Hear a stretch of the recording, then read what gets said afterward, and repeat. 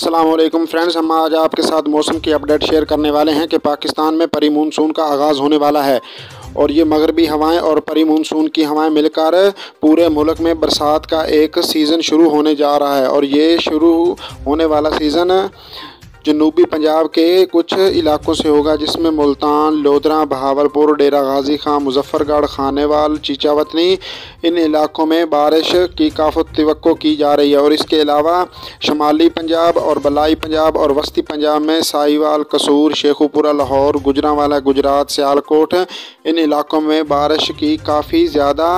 मिकदार की तवक्को की जा रही है। इसके अलावा ये बरसाती सीज़न सिंध में भी कहीं कहीं गरज चमक के साथ बारिश के इम्कानात पैदा कर सकता है। और बलाई सिंध में, जिसमें सांगड़, सक्खर, लाड़काना, नवाबशाह, हैदराबाद और थर के इलाकों में बारिश की तवक्को की जा रही है और अच्छी खासी बारिश